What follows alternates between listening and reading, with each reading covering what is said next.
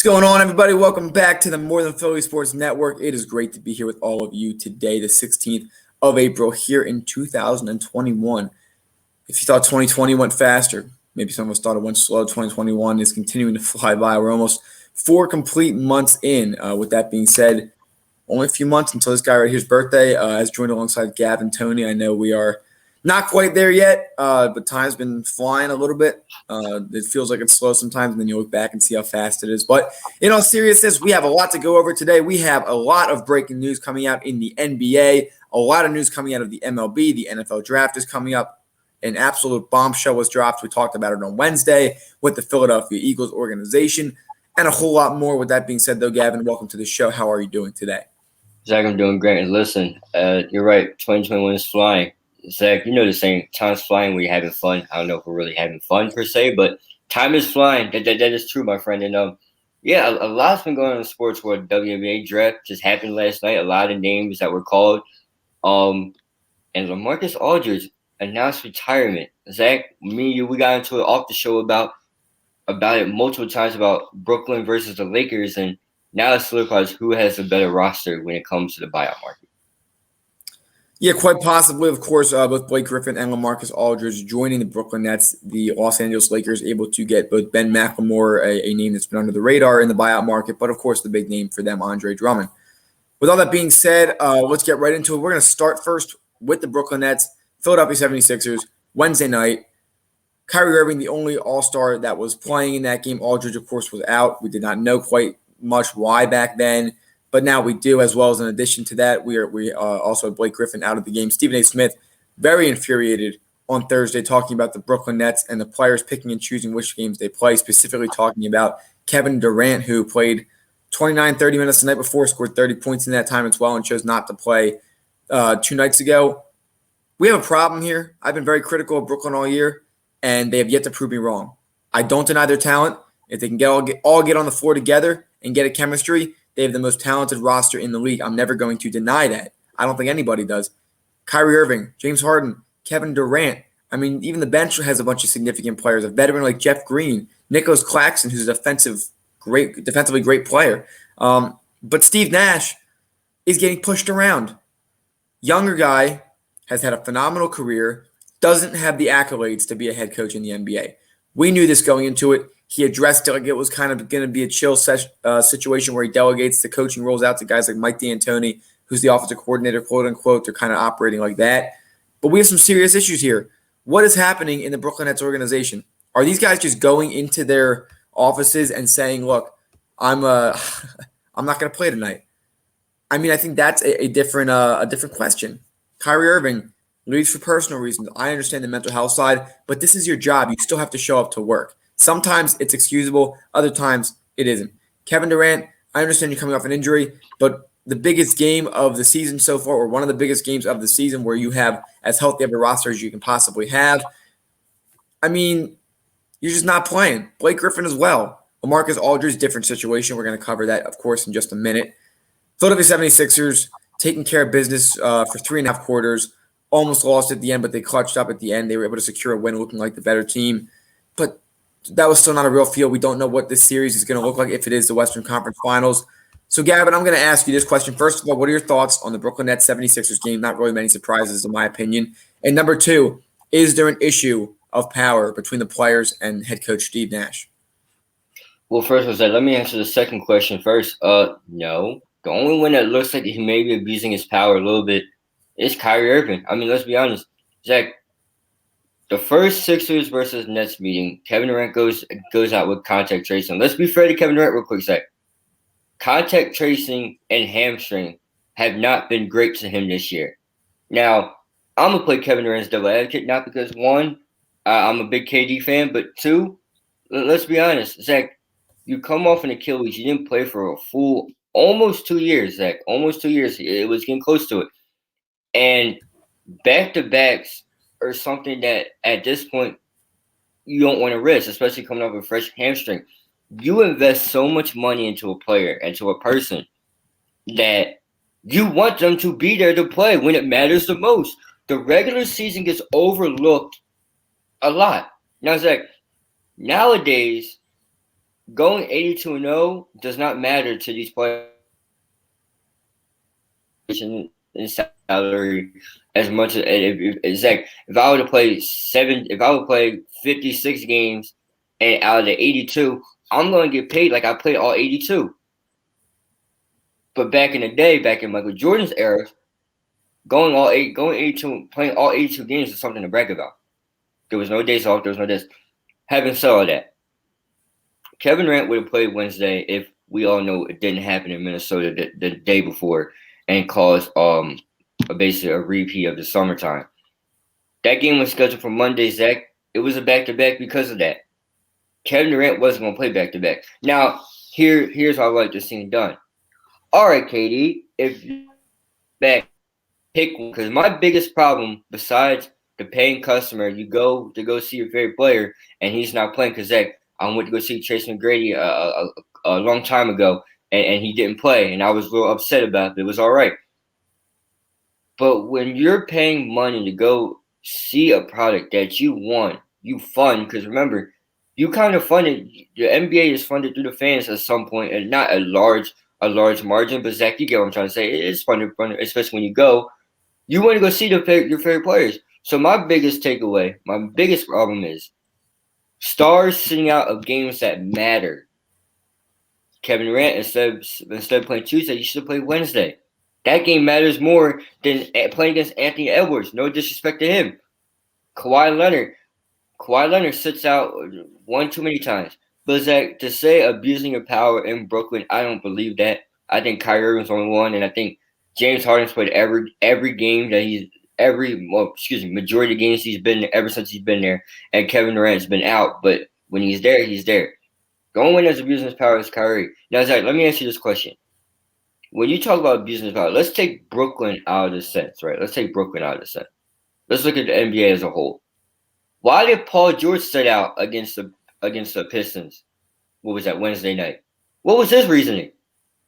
Like, those are the things that make you mad. And there's two people to blame. You can blame, obviously, the front office and the training staff. And then you can blame Greg Popovich because he started this.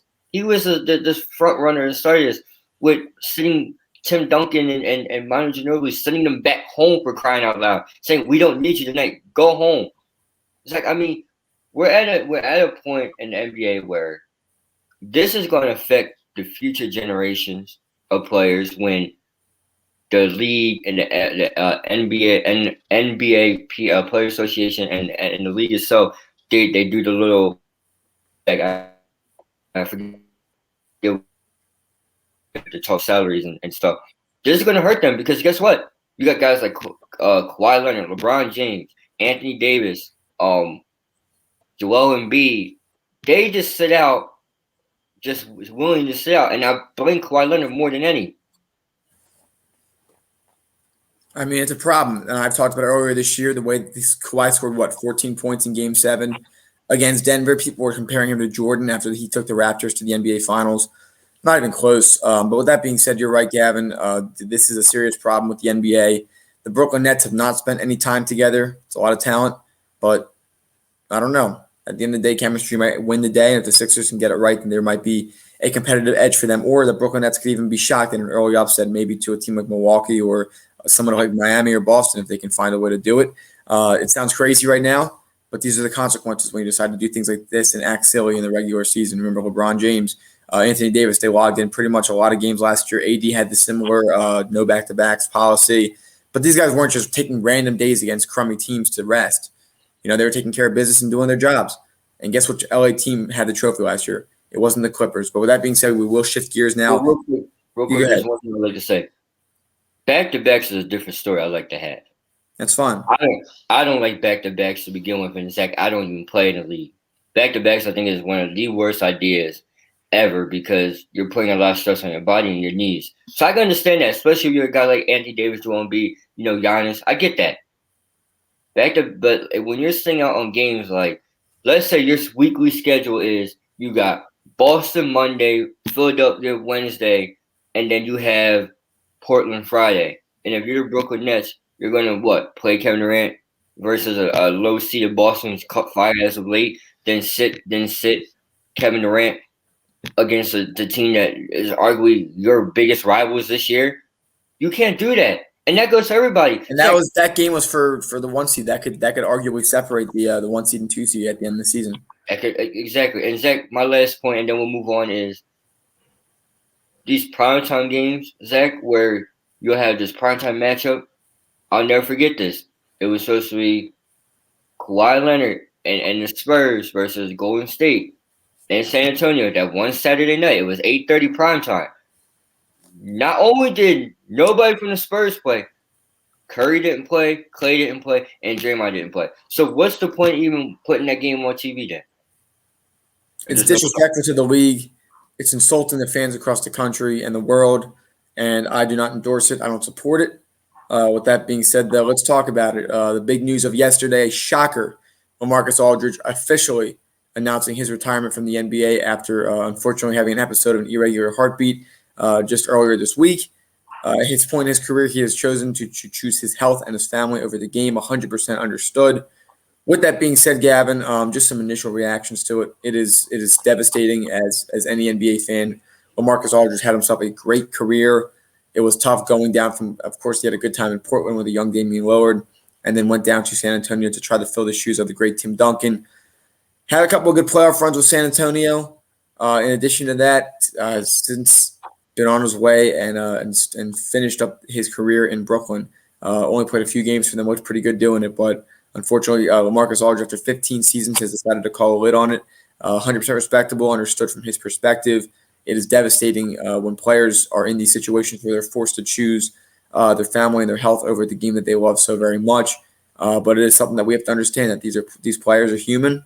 They face daily issues like anybody else, and this is just another reminder of that.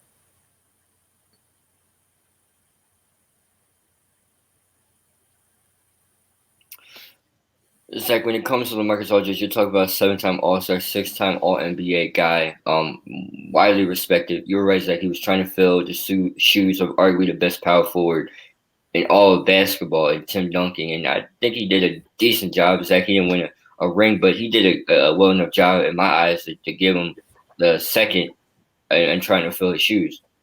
Having said all that, LaMarcus Aldridge is human, everybody. Don't come at LaMarcus Aldridge with hate, because Zach, he made one of the hardest choices, as you said. When there's something with your heart, that's nothing to play around with. Zach, enlarged heart, irregular heartbeat, a heart attack, that's no joke. Those are scary things. This is not you break an arm and you'll be fine in 3 to 4 weeks or 5 weeks max. That could take you off the face, or that could take you out of earth. So when I heard the news, I was shocked because I didn't know.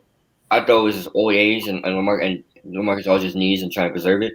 But that's why San Antonio tried to sit him down before for a little while. They were trying to look for a trade partner, and it didn't work out, and the buyout happens. But I'm glad he made the right decision, because, Zach, at the end of the day, it always is about you and your family and your health. If you can't maintain that, then you can't.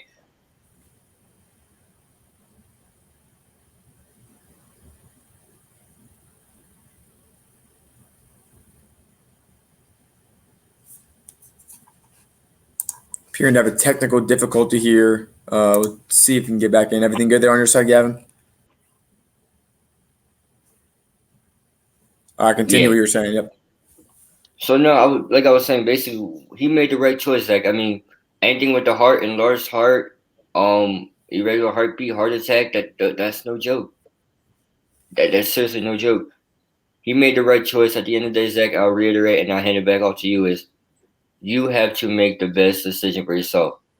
It's always going to be family first and your health first. Those two tie together. And Zach, at the end of the day, he made the right choice. Without a doubt, and that's something that you really can't disagree with. You got to understand from his perspective. With that being said, coming up after this tonight, the 76ers, coming off of a big win over the Brooklyn Nets, go up against the Los Angeles Clippers. The Clippers won that first one out in Staples Center. Of course, no Joel Embiid on that Western Conference road trip. Can the Sixers win tonight, and can Doc Rivers finally get his revenge on the team that fired him after blowing a 3-1 lead last season to the Denver Nuggets? Here are thoughts after this. We are now offering a new product on our Teespring. Wear a mask in public. We are now supporting a custom-designed mask with our logo on it. Purchase it today, and 10% goes to a foundation of our viewers' choice. It offers a full nose and mouth coverage, single-sided print, includes 2 2-inch elastic ear loops, non-medical grade product, and finally, $1 from every mass sale is donated to a nonprofit to feed children in need. Enjoy today's episode. Welcome back here on the More Than Phillies Sports Network. We were just breaking down the Brooklyn Nets and 76ers game on Wednesday. Of course, the 76ers able to secure a win in that one. Joel Embiid continuing to return to MVP form as he was pre his knee injury just a couple of weeks ago. We also broke down the LaMarcus Aldridge retirement and got some of our thoughts on that. If you did not get a chance to see that, please feel free to go back and take a watch. But now we will be speaking and breaking down the big game tonight. The 76ers and the Los Angeles Clippers. Again, the Sixers lost last time in the Staples Center without Joel Embiid. When Embiid and Simmons are both playing, the Sixers last year did beat the Clippers at home. This year, I expect the same. Gavin, what do you think? I expect the same thing, Zach. Is Kawhi Leonard even going to play? Is Paul George playing? I mean, you got to think about that. But this game won't be easy, Zach, because they got Rajon Rondo, a facilitating point guard that will put his guys in the best of spots to work. Zach, arguably, in my honest opinion, Rajon Rondo is one of the most underrated and not most respected point guard to ever play this game. And because he's not offensive flashy like Steph Curry and then Damian Lillard, and his defense isn't as talked about as it was like Magic Johnson and a few others. But Rajon Rondo needs to be respected. He came in and Zach, the Clippers are on a run. I think they won 7 out of their last 8 games. Correct me if I'm wrong, but they're hot. They're the hottest team in LA. Doing really well. They're the hottest team in LA right now, so no doubt. Yes, without a doubt. Again, it's going to be a tough match, but I have reasons to believe that they should win. I mean, Joel Embiid, there's no one that can really defend him on that side, but Ben Simmons, again, needs to become a scorer. He needs to be more productive. Last year's game against him was, before this Utah Jazz game this year, in my opinion, the best Sixers game of the process at home. Both playing tonight, Dwight Howard and Tobias Harris are both questionable, but just depending on how that situation rolls out, we'll see. Without Tobias Harris, it's a lot tougher, but with Tobias Harris in the lineup, if the Sixers are at full strength, I do expect a win tonight by maybe 4 or 5. It'll be a close one the whole way, but the Sixers pull away at the end. You're right, Zach. Ben Simmons has to become a scorer. I feel like we say this every time about Ben Simmons, but we know what he needs to do. Zach, you're 6'10".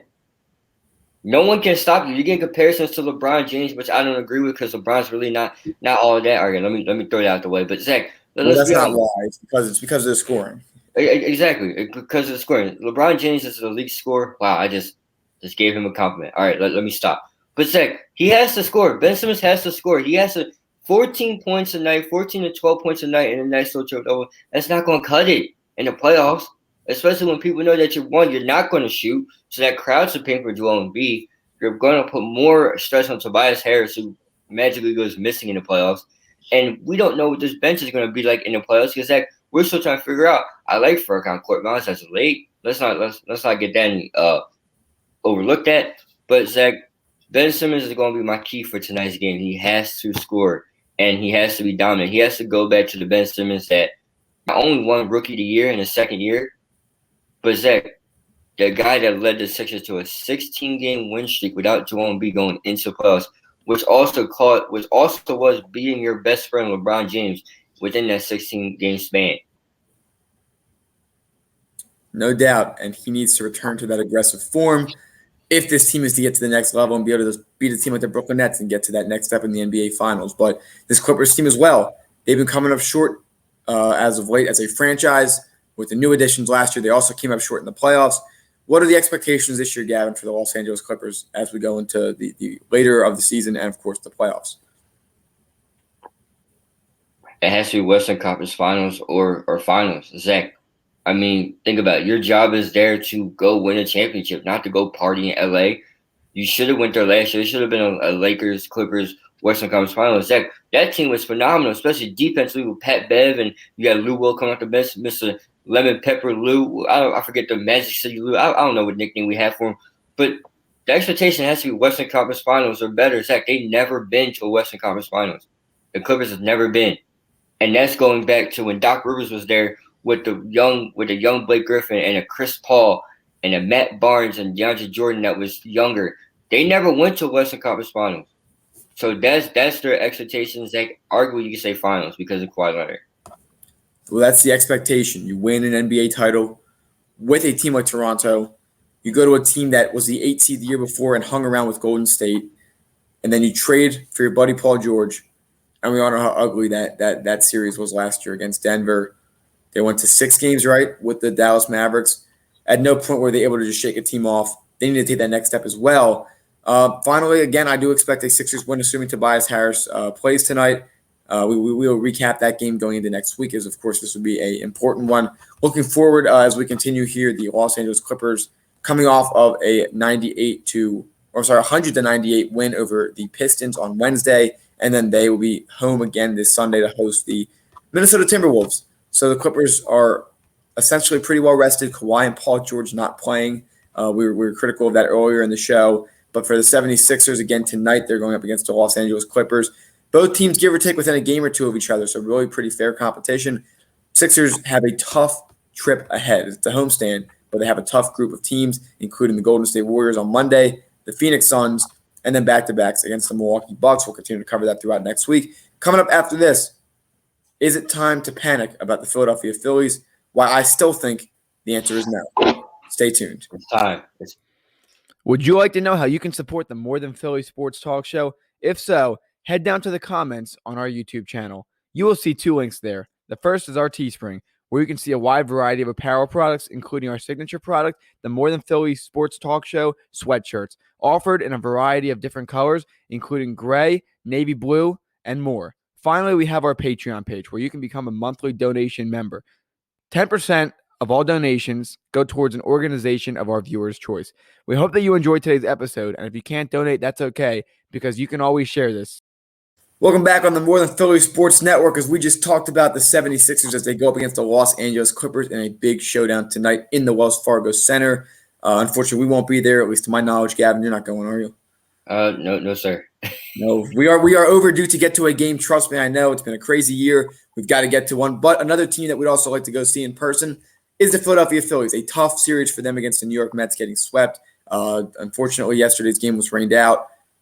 I'm not sure what the situation, of course, yesterday, also Jackie Robinson Day. All teams around the league wearing 42 to honor him. I guess the game that was rescheduled for later this month will be when they do wear those jerseys and honor the late, great Jackie Robinson. They're doing it today, too, as well. Are they doing them today? Usually they'll tend to do it the day after in both. But that's what it appears. Philadelphia Phillies tonight going. Would you like to know how you can support them? We already did that one, but if you don't want to go back there, you know what the links are. But yes, tonight against the St. Louis Cardinals in Philadelphia, Nolan Arenado getting the first look at him in a Cardinals uniform. Both teams sitting at 500 in pretty fair divisions, I'd say. I'd say the NL East definitely a little bit of a stronger division. But Gavin, tonight, Zach Eflin, who had one good start and he had a pretty fair start in the second one to back it up. Expectations for him tonight.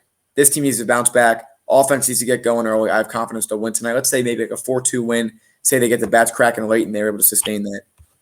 My expectations for Zach Eflin, is that what you asked me? It's just like asking me, Zach, do you think I can hit the lottery today? No. Listen, if you think Zach Eflin's going to come out and win you a game, he probably could. I mean, the Cardinals have been out to a really slow start. Congratulations to Yadier Molina for he's in a special company with 2,000 games? 2,000 games of catching for one team. 4 knees, yeesh. With Zach, listen, he doesn't take days off though. All right, take notes. But listen, from here, Zach Eflin is a guy that can have a great 3 starts and have a horrendous 3 starts. It's depending on what version of him you're getting. If you can get the Zach Eflin that can go a full 9 innings or a full 7 innings and then use 2 hands and arms in your bullpen, then you win. But do I see that happening? No, because Noah Arenado is a monster. Paul Goldschmidt's a monster. And somebody else on their team is also a monster. It's like they're all monsters. Everybody's better than whatever we have. If you want to win tonight, because you don't know what Zach Eflin you're going to get, the bats have to be hot. This guy right here has to do something. 1 home run is not going to cut it for $330 million. I mean, Zach, what else? I don't know what to say about the Phillies. I mean, they're doing what I expect them to do the most, which is be average to below average. They're exceeding my expectations. I mean, they're meeting. Zach, and then Zach Eflin. I don't know, man. The Phillies are disappointment. His first two outings. I'm gonna find his stats. His first two outings were good. They weren't ace. They weren't ace. Maybe the second one was, or the first one was ace worthy, but you're giving up on them too early, Gavin. I mean, I understand where you're coming from. Realistic, I've been watching this team as long as you have, trust me, but it's still too early to give up on this team. The Braves are 5-8. Do you really think Atlanta's panicking right now? I mean, Acuna's on fire. He has 7 home runs, and he's hit a home run in the last 4 games that he's played, one being doubled. So yes, as Bryce Harper says, it's Acuna. Did you see that with the heckler?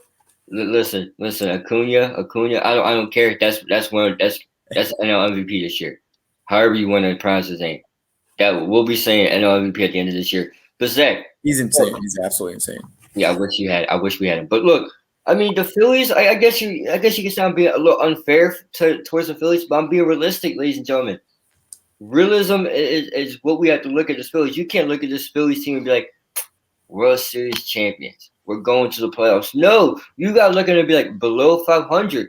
Call it to them to their faces. They're not going to like it, but it's the truth. That's what they are. They're not below 500 by 30 games. 10, and they just missed the cut. That's what they are, Zach. That's what this team is. They need to make a move, and Aaron Nola has to find his stuff quickly. You have some weaknesses in the outfield. As much as I love Andrew McCutchen, as much as we know his name, him, Adam Hazley are not going to get the job done. Roman Quinn, and then I'd say your other weakness, middle infield, Didi and Segura. It's just they lack consistency. I like them both, Didi more, but of course, I think that those are where your issues lie. I do see some more holes in this team than I saw early last year, but again, like Gavin said, a move is going to need to be made. Again, JT Realmuto has a 5-year deal. These next 5 years is your World Series window. You have to now start working on some of your assets you've been developing and turn those into some serious players that can help us win now. What you should do if you're the Philadelphia Phillies is you should call or walk across the street and go ask Howard Roseman how he bought himself a championship, and then go back and spend stupid money in John Milton words, and then you can go get yourself a World Series. Zach, this team is not World Series bound. I like the general manager. Keep him around because that's the only thing that you guys got going for you is the fact that you have a general manager with experience, and you have the best catcher in baseball, and a right fielder that is $200 million worth. Not 330, 200, Zach. I named his price tag for him. But look, the Phillies will be fine in the long run, but there's no end in sight. It's like an endless pain. It's a punch in the gut every time you watch them. Especially last year, we talked about how bad the bullpen was last year. You go out and you bring 2 to 3 good arms, which I like. Better than what we had. It's much better. The bullpen's been better than what we've had. Exactly, no doubt. But it goes back to then you got the pitching. Aaron Nola is not your ace, ladies and gentlemen. Zach Wheeler is your ace. Then you got Zach. Wheeler didn't look good the other night either. Well, Wheeler didn't, but he looks better some days. I mean, he punched out 10 people in his first start. Nola had a good first outing too. I think for both of them, they both started off hot or cold. Again, time will tell. About that being said, Gavin, this series, since it will be bleeding into the weekend, we will not have a chance to cover it here. But 3-game series against the Cardinals tonight, Saturday, and of course Sunday at 1:05. Or I'm sorry, if it's actually no, it is 3 games, and they go against the Giants on Monday.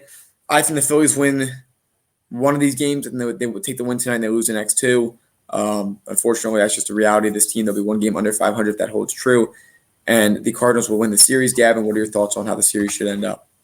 I would like it to be a sweep, Zach, because once again, let's be realistic. Jack Flaherty is the only guy that scares me in the rotation if you're the Cardinals. Jack Flaherty is a monster. People have to learn his name. Do you face Jack Flaherty this weekend? I don't know. I have to take a look at the matchups. If not, I expect the Phillies to sweep. If not, take the majority. Zach, let's go back to my word of last year. The majority, ladies and gentlemen, for those who may or may not know, is if it's a 4-game series, take 3. Take 3 or split. Always take the majority. If it's a 3-game set, take 2. You can't always be the one. You can't split or you can't lose. Take the majority or sweep. That's how it is. Get 5-10 games above 500. Tonight is Zach Eflin. Tomorrow is going to be Matt Moore. And I believe on Sunday is Chase Anderson on the bump. So not the strongest of pitching. The offense will need to be there. But with that being said, everybody, thank you for watching us tonight. Enjoy the Philadelphia Phillies game. Enjoy the 76ers game. Let's hope to bring some good wins home to Philadelphia. And then yet next week, dare I say it, yes, we're going to be less than 2 weeks away from the NFL draft. We are going to begin with that conversation. Gavin, I know also any notables I have to ask from last night's WNBA draft before we go. Charlie Collier goes number 1 to the Dallas Wings. Zach, I was unaware that the Dallas Wings have the first and second pick.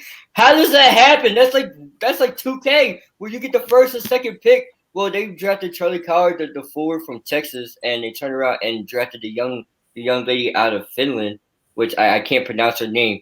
And then with the 5th pick, they got Chelsea Dungy, who dropped 37 on UConn. So that's the only reason I know about her. Remember the name. And finally, Zach, my last notable from last night, Dana Evans drops to 13 to go to Dallas, and Ari McDonald, not Ari, Ari McDonald goes 3 to the Atlanta Dream. Zach, there's a conversation that was sparked last night, and we'll have to talk about it another time. Names like Paige Beckers, Caitlin Clark, Zy Cook, and Aaliyah Boston, and a few others, Ryan Howard, were missing from yesterday. Is it time that we start the one-and-done rule for WNBA? I don't know. That's a conversation that was sparked yesterday. Zach, you know how I feel about it? I think if Paige Beckers deserves to be there and Zy Cook and a whole bunch of others, they should have been there last night. They should have. Yeah, we'll see. That's certainly a debate that we can have. With that being said, everybody, thank you for watching us. We appreciate it. Enjoy your weekend. Enjoy watching all the sports, and we'll see you all soon. Have a good one, everybody. Sorry for the technical difficulties. If you enjoyed today's video, make sure to like, comment, and subscribe if you haven't. In addition, hit that bell icon and set it to all to get reminded of when we go live and when we post excerpts of our videos. Again, thanks.